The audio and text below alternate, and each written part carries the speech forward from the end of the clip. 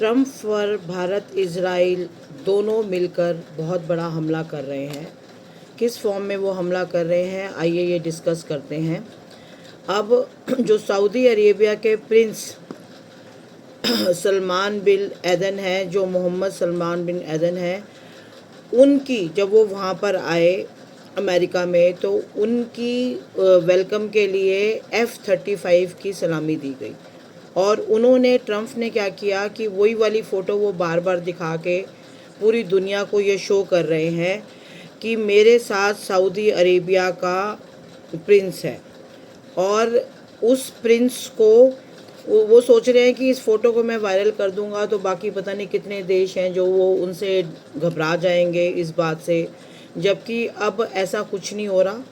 क्योंकि अब भारत हर तरीके से चाल समझता है ट्रंप की, और भी जो बड़े बड़े नेशंस हैं उनकी चाल समझता है, और उनको उस चालों को समझकर अपना अगला स्टेप लेता है। तो उसको ये समझ आ गया है कि क्योंकि एक टाइम था जब ट्रंप ने F-35 के जितने भी जेट्स थे उनको हम भारत के आगे मिन्नतें करी थी कि वो ख़रीद लें। तो पर भारत ने ये कहा था कि मेरे को अगर ज़रूरत होगी तो मैं अपने टर्म्स एंड कंडीशंस पे ये F-35 ख़रीदूँगा। और अब क्या हुआ है कि जैसे ये सऊदी अरेबिया के प्रिंस को ये बेच रहे हैं ट्रंप, अभी सुनने में आया है कि पाकिस्तान और सऊदी अरेबिया का आपस में डिफेंस पैक्ट हुआ है, और कल को अगर कोई बड़ा हमला होता है तो कोई बड़ी बात नहीं है, पाकिस्तान की हेल्प करने के लिए सऊदी अरेबिया आ जाए। तो इन सारी बातों को, इन स्ट्रेटजीज़ को समझते हुए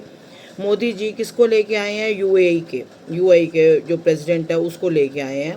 सामने, और उसने बोला है कि मैं आपके साथ खड़ा हूँ, जितनी भी ये आपके वो फाइटर जेट्स हैं ये है, इनको मैं ख़रीदूँगा, और आपसे डिफेंस पैक्ट उसने यूएई ने करा है। अब यूएई का जो बंदा हमारे साथ आ गया है, सऊदी अरेबिया इस बात से अब डर भी रहा है अंदर से, क्योंकि उसको ये पता है कि अमेरिका किसी का सगा नहीं है। क्योंकि कतर में जब उसके ख़िलाफ़ बोला तो अमेरिका के कहने पे इज़राइल ने कतर की जो राजधानी है दोहा, वहाँ पे आपने देखा है थोड़े दिन पहले हमला कर दिया था। तो अमेरिका अपने फ़ायदे के लिए कब किसको नुकसान पहुँचा दे, कब किसको अपना दोस्त बना दे, कब किसको अपना दुश्मन बना दे,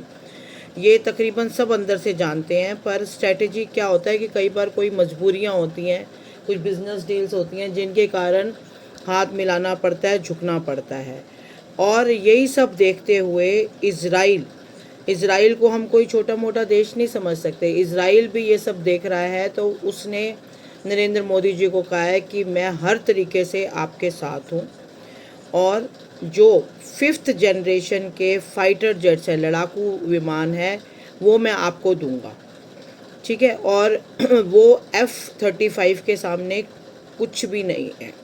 मतलब उनकी जो क्षमता है, जो 5th जनरेशन के अभी दुबई का जो एग्जीबिशन हुई थी उसके अंदर उन्होंने बोला है कि मैं आपको 5th जनरेशन के लड़ाकू विमान दूंगा। तो भारत के साथ रशिया और इज़राइल कदम से कदम मिला के चल रहे हैं, और हर तरीके से रशिया कह रहा है कि मैं आपके साथ जो डिफेंस की डील्स करता था पहले भी, अभी भी मैं करता रहूँगा, और जो जो आपको रिक्वायरमेंट है, जेट्स की रिक्वायरमेंट है, किसी भी चीज़ की रिक्वायरमेंट है, वो मैं आपको दूंगा विद टेक्नोलॉजी, उसको बनाने की टेक्नोलॉजी भी दूंगा बिना किसी शर्त के। इसलिए रशिया जैसे देश हमारे साथ कदम से कदम मिला के चल रहे हैं as a true friend, and we really thanks to Russia and Israel, क्योंकि वो भी अमेरिका से कहीं ना कहीं किसी ना किसी रूप से मार खाए हुए हैं, तो इसीलिए वो हमारा साथ देने के लिए तैयार हैं। और ये सब बातें देखते हुए अंदर से ट्रंप बिल्कुल बौखलाए हुए हैं कि मैं जो भी डिसीज़न लेता हूँ या जो भी मैं पॉलिसी बनाता हूँ, कुछ भी करने की कोशिश करता हूँ, तो नरेंद्र मोदी जी के पास उनकी हर बात का तोड़ है।